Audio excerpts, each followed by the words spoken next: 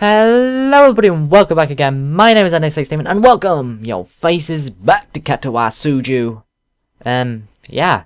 Instead of just dilly-dallying along, let's just dump right into this. Okay. Right. Load. I'm tracking absences. Ew.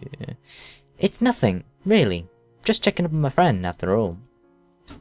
Ah, so it's just friends, is it? How disappointing. I blush, glad that Lily can't see it. But somehow, she knows that I've been fluttered by her comment anyways, and laughs. I'm sorry, Ishno. I'm teasing you again. Please do tell Emmy that I hope she feels better, won't you? A glance at my watch reveals that I'm nearly out of time to find my book. Of course. Hey. I've got to find a book before lunch is over, so I better get moving. See you later.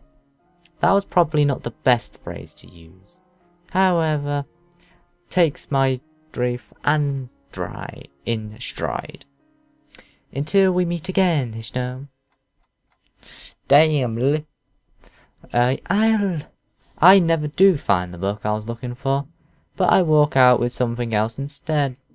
My stomach growls slightly. Let me know that I should have had something for lunch. Oh well. I'll grab something before I visit Emmy later. It seems as if time has decided to slow down for the express purpose of annoying the hell out of me. Class feels like it drags on for ages. I suspect that my being consumed with worry probably has something to do with it. Blissfully the bell rings and I dash out the class, drawing a few raised eyebrows, I'm sure. I have spent the majority of the day fretting as undoubtedly as I could. Even though the nurse thinks that Emmy's perfectly okay, I want to see for myself. It doesn't take long to get to the girls' dormitory, and I make my way to Emmy's room. Standing outside her door, I suddenly pause. What if she's resting? I would hate to wake her up, especially if she's still feeling ill. Then again, if she sleeps all day, then it could throw off her sleeping schedule. But rest is important if you're ill, isn't it? I can't decide what to do, so I'll settle for standing outside the door looking like an idiot. Then I hear Emmy's voice from behind the door. Thanks for your concern, but I'm okay. Is she talking to me? I'll see you at practice tomorrow. Guess not. Still, clearly she's not asleep, so I can knock without worry. So, why this clenched feeling in my gut? I wasn't nervous about dropping by the other day, so why today? Granted, I still haven't really had the time to figure out this newfound interest in Emmy's well-being. I don't have a lot of experience in the matter, of course, but certainly this seems to be beyond feeling of mere friendship. But could I take that step? Could I even bring myself to risk what I have right now? I mean, it's enough to be friends with her, isn't it? Either way, shouldn't I just open the door and see how she's doing? That's why I came here, right? What if she's not dressed yet? The image that flashes through my head causes my heart to skip a beat. Literally. I should probably not ever think about those thoughts again. If not, I won't avoid a heart attack. I suddenly realise I'm standing in the hallway like an idiot. Emmy still seems to be in the middle of a conversation, but I knock anyway. Hopefully she won't mind the interruption. Don't worry too much. Come in, the door's unlocked. So it is. I open the door and step in, which is about where my thought processes come into a grinding halt. Emmy's sitting up in bed, her hair tousled from a day spent asleep. I think this is the first time I've seen her without those familiar beads in her hair. Her gym shirt and bloomers obviously hastily pulled on before I came in, and creased and folded from less than proper storage. Her leg lays bare on the sheets. I've never seen Emmy without prosthetics before, yet here she is, slender legs terminating in stumps just below her knees. But as odd as the sight is, I find myself more captivated by everything north of the waist. It seems that Emmy has finished her conversation with whoever was on the phone with her, and is now watching my reaction closely out of her one open eye as she wipes sleep from the other. Her expression, far from being embarrassed, is rather one of a surprisingly wide yawn, one perhaps approaching for such a small mouth. I grin.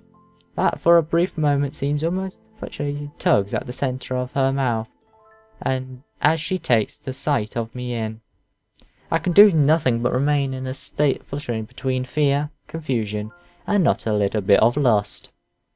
Emmy Lisa sweeps her hair out of her eyes, fixing it back into place before addressing me. You seem a bit caught off guard, Hisao. Whoa, what? How did she get her beads in her hair so quickly? Damn. She didn't even have any in a minute ago. Okay, because I'm pretty sure she didn't pick them up, she just wiped her hair out of her eyes, so where the bloody hell did the things come from? A wave of laughter erupts me from her, and I find myself grinning and rubbing the back of my head ruefully. Sorry, I just never seen someone so disheveled, so attractive. Never seen you without your legs on. Never seen you look so... sorry? Oh god, what did it? This is funny. Emmy giggles again, and moves to sit up a little straighter. I'm caught up in the moment of her shirt. Well, the movement of her shirt. Very nearly losing myself. I was wondering what your action would be. The nurse called me and told you were going to drop by, you see. And I know you haven't seen me, well, you know, without legs. I respond in a tone of casual surprise. Oh, you don't have them on? I didn't notice. This is almost the truth. I very nearly didn't. I'm not trying to be severe or anything, mind you. Somehow, I think Emmy would get offended by that. She sticks her tongue out at me, and chucks a pillow at my head. Ass. I definitely catch the pillow and take careful aim before throwing. Emmy laughs and rolls to one side, dodging my shot, and shifting her shirt, distracting me enough so that the next thrown pillow hits me straight between the eyes. Oof! I hesitate, of course, but once I realised twice, well, a war was bound to break out sooner or later. And really, when Emmy appears to have far better aim than me, well, it was just a matter of time before I resort to a suicidal charge. Gotcha. Yeep. Bam, smack, boof. The hell, did I just throw 3 pillows at her or something? And once the charge was accomplished, well, of course, I have to wrestle the pillows away from her. And with that kind of struggle, of course we'll wind up in this sort of position.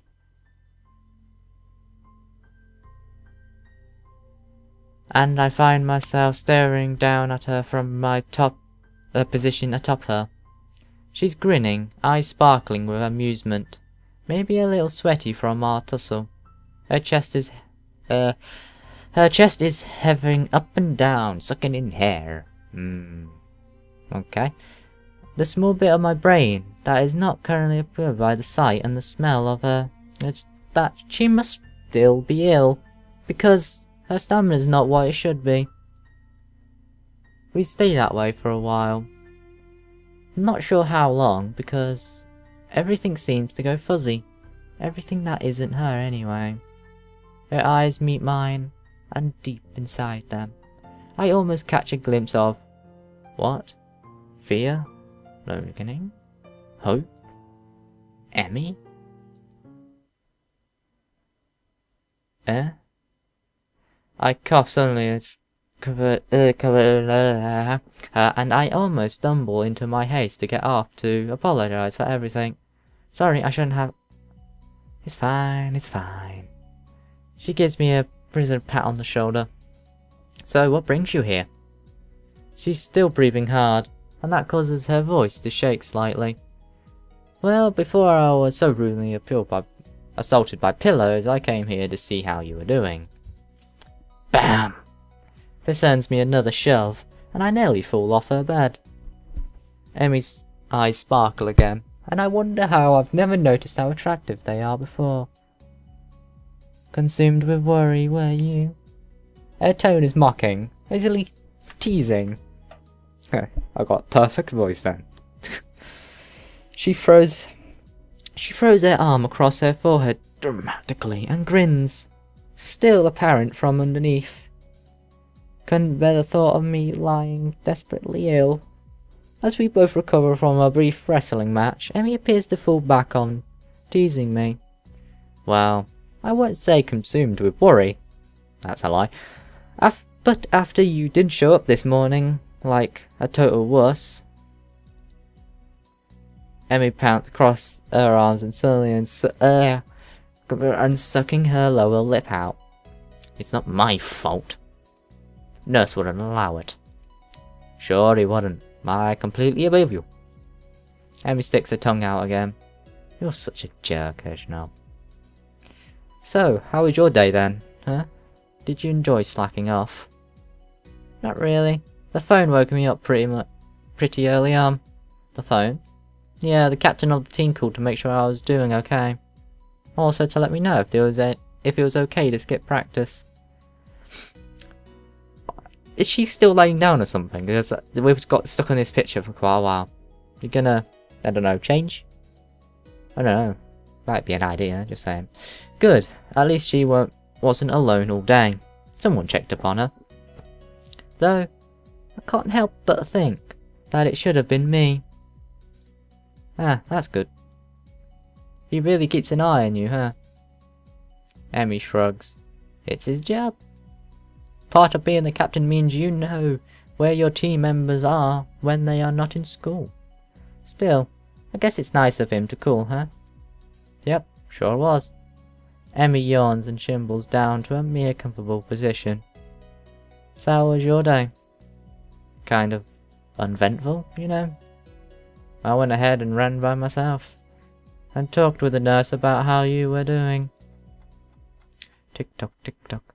I mean, I thought the day's events, none of which are particularly engrossing.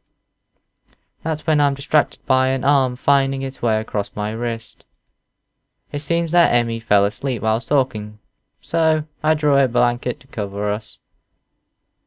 She rolled over to her side and and now one leg is thrown over my legs, effectively tapping me. Hey, it's a shame to wake her, but I have to do things. I've got things to do. I gently shake her, but in response she tightens her arm's grip on me, and sighs a little. My resilience to this position crumbles rather quickly. The feeling of her body breathing steady is both calming and incredibly stimulating at the same time. My breathing can't decide if it wants to relax or speed up. Reaction wins. Reaction wins. I found myself putting an arm around Emmy. I think I'm in love. The words sleep out and hang in the air unnoticed. At least I hope they've gone unnoticed. Emmy whispers lightly through her dream, and grab suddenly tightens again. For the first time since I've known her, I see tears running down Emmy's face. It feels like my heart is about to break. I tenderly tighten my own grip and stroke her head in what I hope is soothing manner. Words of comfort, meaningless in this situation, spring to mind. Maybe I should wake her. Are you supposed to wake people having nightmares? I can't for the life of me remember.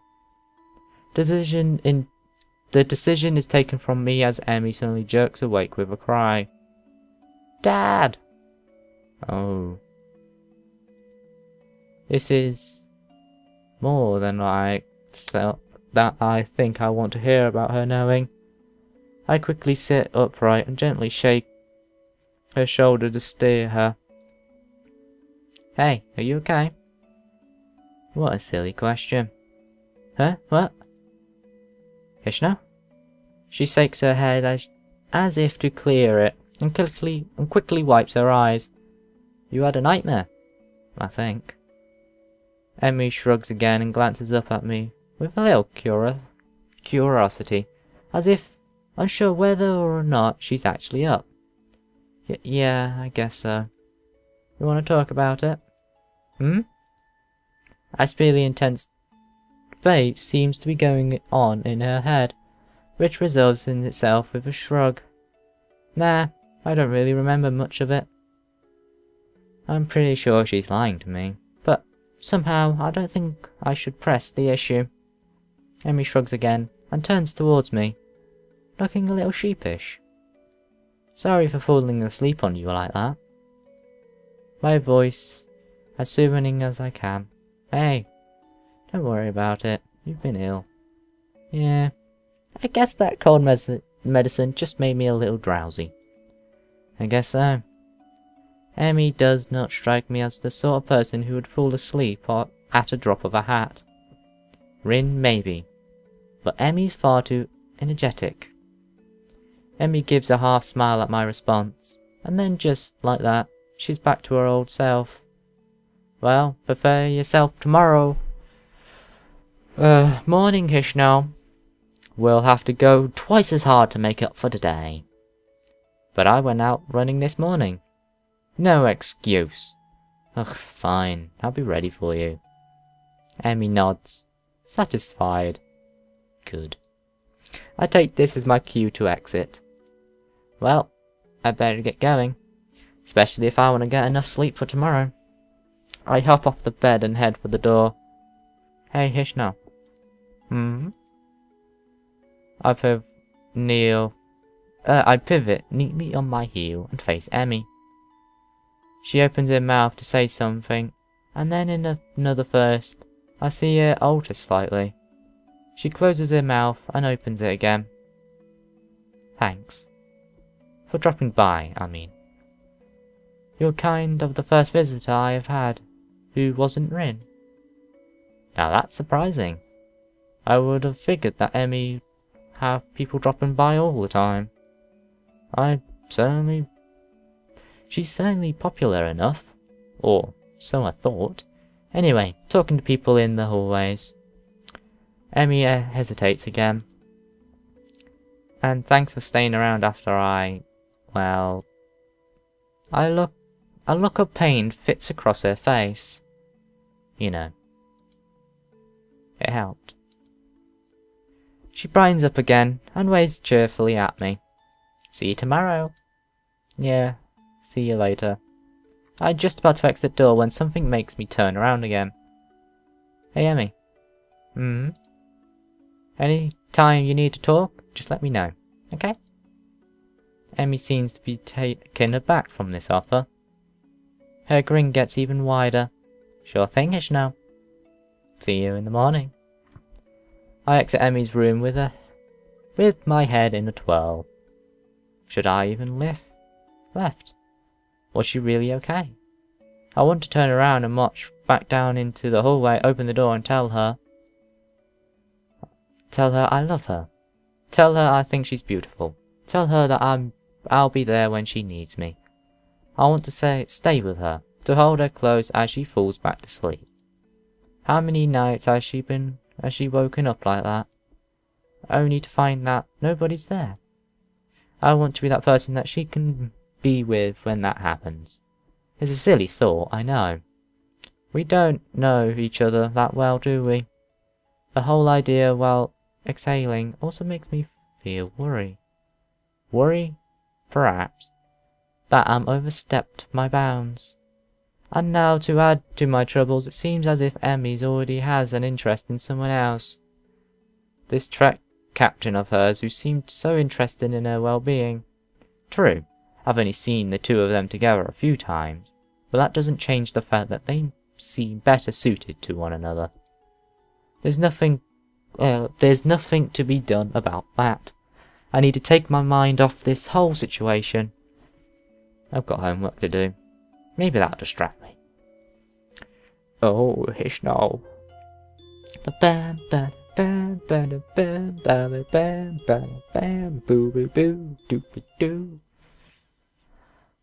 Okay, so I'm actually just going to end it right there, guys. Hope you've all enjoyed today's episode. And yeah, what a little bit of a weird one. So now we know that the character Hisao actually likes Emi. Now, because he's even said it to us. Well, we've seen it through his mind and speaking through his own head. So that's that for Emi's done. Well, we know that he likes Emi.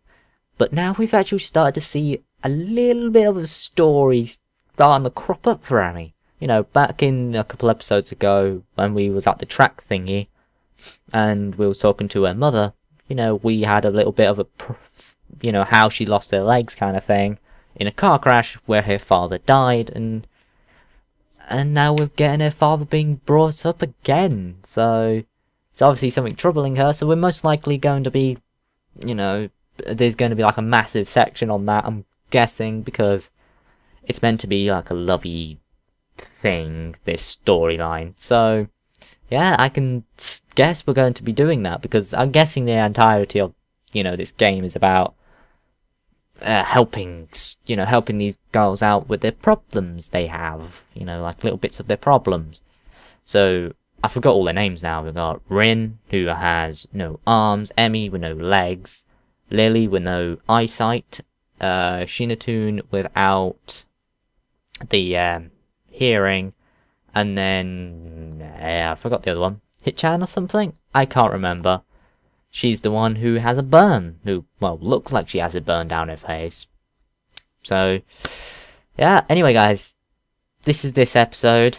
There's no point talking on about the story, what it might end up becoming, because we don't know, because I've not finished this game yet.